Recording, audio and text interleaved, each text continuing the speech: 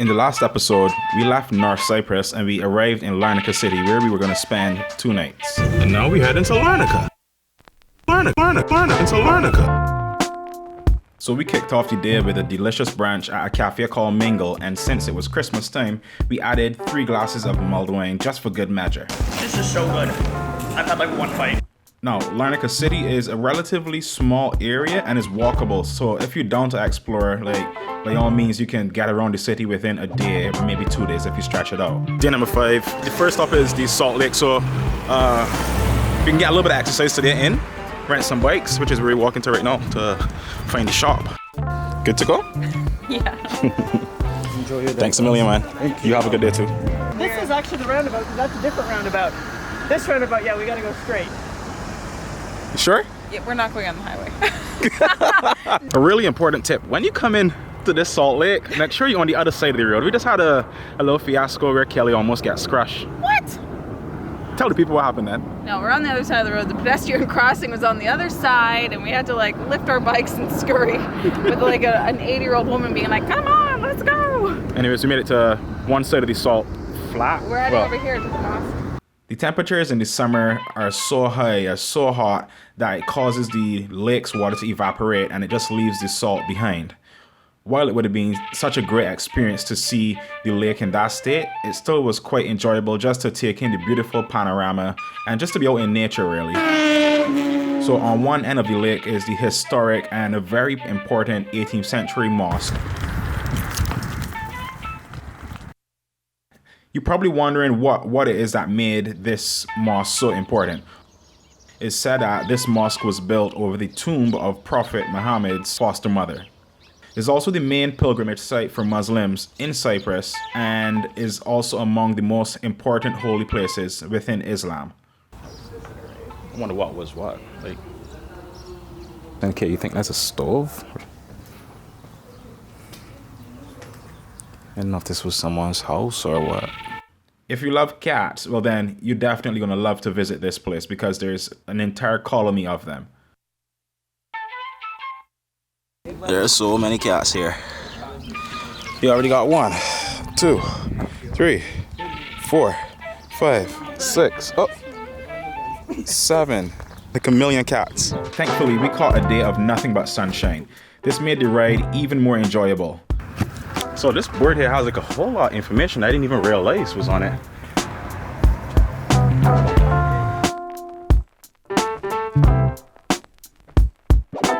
So after leaving the mosque, we headed to the other side of the lake to Kamares Aqueduct. Yep, I have an aqueduct officially in Cyprus that's named after me. So that makes me a pretty big deal. With that said, you should subscribe, like right now. 4,000 meters. No, just kidding. It's called Kamares Aqueduct, and the ride there was extremely peaceful. It was relaxing. There's a big hill. Oh! Nice piece of nature. You got to bike through, basically. It's along the salt flat. A lot of greens. You got a lot of benches if you choose to sit down and hang out for a minute or 2. So you end up biking on a path where you're flanked by tall, playful grass on either side and then occasional glimpses of the Salt Lake. There was also mud, like lots of it. I think we gotta jump off the bikes. Oh, fuck. Alright, so we just made it to the aqueduct, and I don't know too much about the history of it. There's nothing here to say like the historic significance of it. It stretches from way over there in the distance, and it's about roughly, it looks like about maybe 250 meters long. So is the aqueduct a must do? Hit or miss? If you want a thing to do during the day, it's a nice bike, right? I think if you're here in Larnaca, you've seen the castle and you've walked the old town and you have an extra day, rent a bike and come, but I wouldn't... Go out your way to do it? Yeah. One other bonus for biking to my aqueduct was that there's flocks of flamingos that hang out in the lakes. Oh wow, so cool. I feel like if I blend in with the environment, you won't notice I'm coming. You're doing good so far.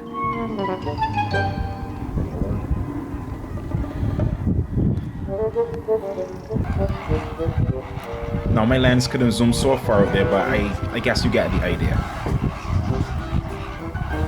It's actually nice that they put like a little lookout. here. Yeah. because obviously it doesn't scare the flamingos as much. You've been noticed. As sunset was approaching, we made our way back to the city to return the bikes and grab some dinner.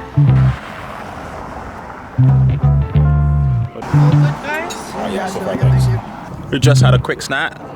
Now we're walking back to the hotel to rest for a couple hours. What's happening? Amy, what are you doing? She's doing some shit, right?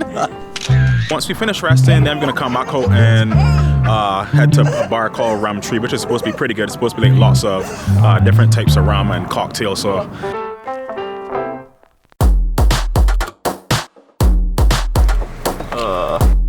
Yep, we rented a car. Not just any car, but we got a Nissan Daze, and that's Daze with a Z. And we got Amy on the wheel. Driving cautiously. Once we got the car, we hit the highway, headed east to find the GRECO Sea Caves. Hey, we're going to some sea caves in Ayanapa? Ayanapa or Ayawapa? I don't know. I don't know how to say a lot of the words here, but we're going to some sea caves. Left turn. Left turn. Yep. Mar to the curb. Mar to the curb. We're quite a small country. There's a lot to see here. Yeah.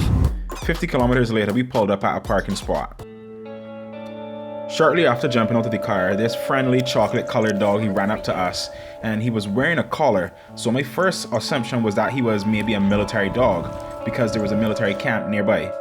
The girls went on a naming spree that day. The car was now called Halloumi because of the color, and now the dog, his name was Puppercino because, well, I don't know. Puppercino was really friendly, and clearly he's used to human contact, and it seemed like he wanted to show us how to get to the sea caves. So we went up the side of this mountain, ended up slipping and sliding on some fallen olives. Yeah? Oh shit, these boots are not the right boots. Fresh olives. Super slippery. Slipping in olive oil. Olive oil path. To me, it was such a contradictory landscape. The azure blue waters and the warm sunshine, in my mind, like coming from Barbados, like it's automatically associated or complemented by this powder white sandy image. Instead, it was kilometers upon kilometers of jagged rocks, which were a little treacherous to walk across, and from another angle, it also resembled the desert.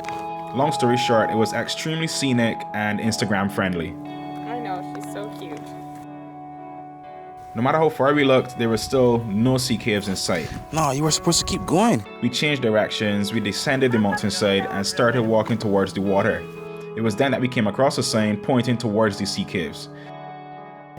So from the last two stops, signs that we saw, we should be walking about another 1.5 kilometers towards the sea caves. Probably summertime, it's got like trails of people just walking on this, right? That's pretty horrible. Huh? It's probably pretty horrible. It's like a mass exodus of people. When we checked the distance on Google Maps, it would have taken us another 1.5 kilometers to walk there. And that was a major fail because we had to get to Limassol to check into our next apartment. Instead, we just found a tiny cove where we enjoyed the view. We took a few pics by the water and we chilled with Puppercino. Poor dog must have been in the environment for such a long time without food or water because the moment he came across the first puddle of water, he literally tried to drink it all. And it wasn't fresh water, this was seawater. Later on in the trip, Amy called the Animal Rescue Center and reported that there was a abandoned dog, but sadly there was nothing that they could do to help Puppercino.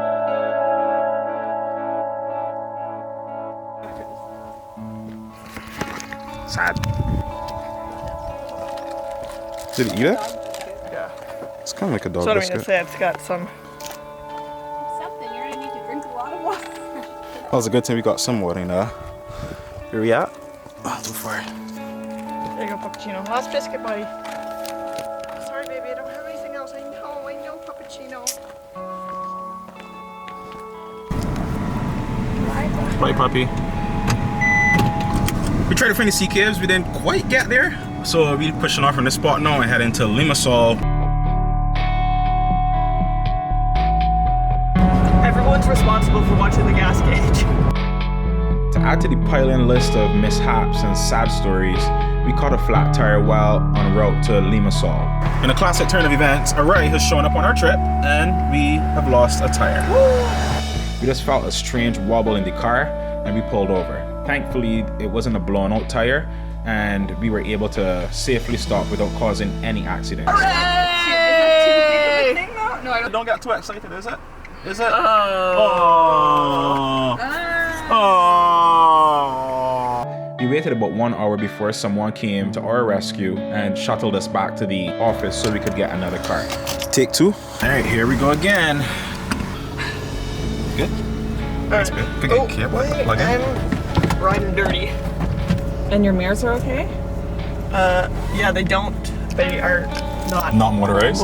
We ended up getting another days, and this car, it wasn't fast. It was a cozy fit for us and the luggage, and thanks to Amy and Halloumi, we all got to Limassol safely.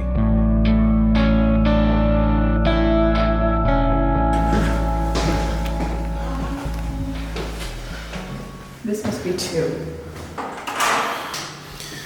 Yay. Okay, so I guess we do have an apartment. This is Swank City. Word? Word. Ooh, they've got a scale too. I don't want to see that. And fruits. 998. Wow, this is a pretty nice bathroom. Does it work? Yep. Is it flush? We're gonna find somewhere to eat right now because we are starving like Marvin. After dropping our bags, it was time to check out the area and try to find some food. We were pretty tired and didn't feel like walking too far for food. So where our apartment was located was in a kind of unfortunate area, meaning that there wasn't too many options for food very close to us. In order to get to food, we had to walk about 1 kilometer in either direction.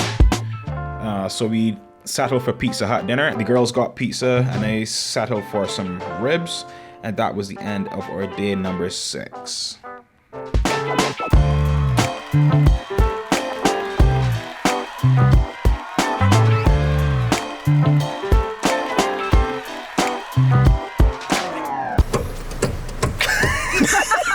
That's an epic fail. Ready? Take them off again. Ready? 1. You're really done for this mission, you know what I'm saying? Yep. Give me like a head nod or saying.